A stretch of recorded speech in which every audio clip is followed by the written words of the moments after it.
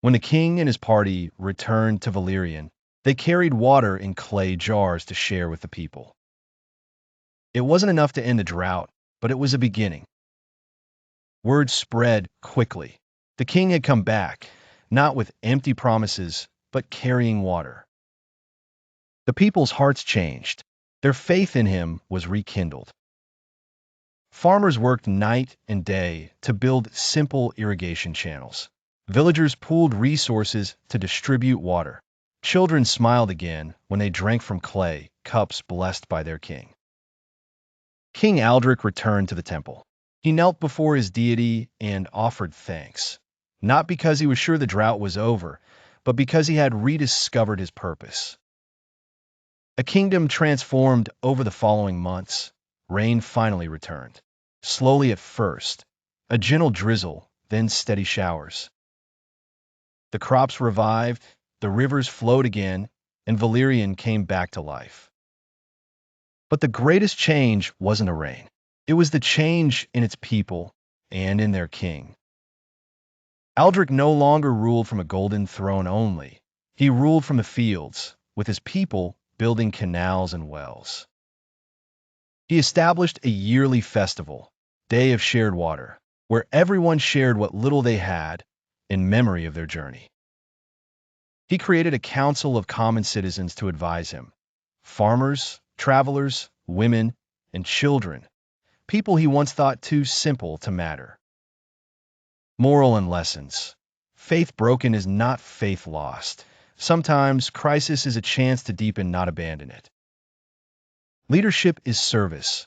A true king or leader walks with his people, not above them. Unity in hardship. When people come together, even a small drop of hope can turn into a flood. Compassion over pride. Humility and kindness can heal the deepest wounds. Courage to act. Faith alone is not enough. One must choose to move even when the way is unclear.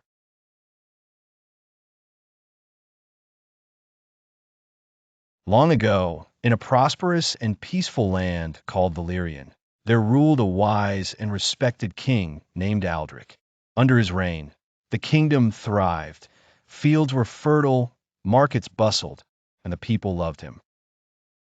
King Aldrich was known for his fairness, generosity, and deep faith. Faith in his people, faith in justice, and faith in a higher purpose. The fall of faith one fateful year. A terrible drought struck Valerion. Rivers dried, crops withered, and once lush meadows became brown and cracked. People grew anxious. Merchants raised prices. Families worried about their children's future. King Aldrich, desperate to help his subjects, prayed night and day. He sent out trusted advisors to find solutions, but every mission failed. Rain did not come. The harvest remained poor. As months passed and people began starving, dissent rose. Some nobles whispered that the king had lost his touch. Others claimed that his promises were empty. In the palace, Aldrich overheard servants muttering, "What kind of king lets his people suffer?" One evening, as he walked alone through the palace gardens, he fell to his knees and wept.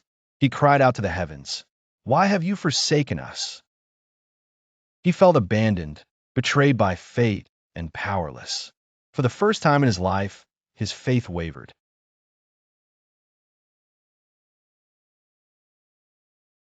He grew suspicious of his advisors. Paranoia crept in. Was someone secretly undermining him? Was a rival plotting to take his crown? In his sleepless nights, he would pace through empty corridors, haunted by guilt and regret. He wondered if his people would one day overthrow him, if his reign, so bright before, would crumble. His health began to decline. He would skip meals, lose weight, and rarely smiled. The grand court that once echoed with laughter and celebration now felt like a hollow shell. The stranger's visit one dawn, as Aldrich stared out over his parched kingdom from his balcony. A weary traveler arrived at the palace gate. The man was old, cloaked in tattered robes, and carried nothing but a small wooden staff and a battered satchel. He asked for an audience. The king's guards were suspicious, but the traveler bowed respectfully and spoke softly. "Your Majesty, I bring no riches, only a story." Moved by his humility, Aldrich agreed to hear him. The traveler told of a distant land, beyond desert sands and stormy seas, where people faced famine and disaster much like Valerion. He said that in that land, a humble woman risked her life to feed her starving village, even though she herself had almost nothing. She carried water on her back, walked miles under scorching sun, and shared every drop she had with others. When asked why she did it, she replied, "Because when we lift others, we lift ourselves." The old man paused, looking straight at the king. "Majesty, faith is not a guarantee that things will always go well. Faith is a choice to do the right thing, even when the outcome is uncertain." A flicker of hope, those words planted a seed deep in King Aldrich's heart. For the first time in months, he felt a glimmer of understanding. Maybe his failure wasn't a sign that he was forsaken. Maybe it was a test of his character. He invited the traveler to stay in Valerion, giving him food and shelter. Over days, they spoke for hours. The traveler's wisdom was simple but powerful.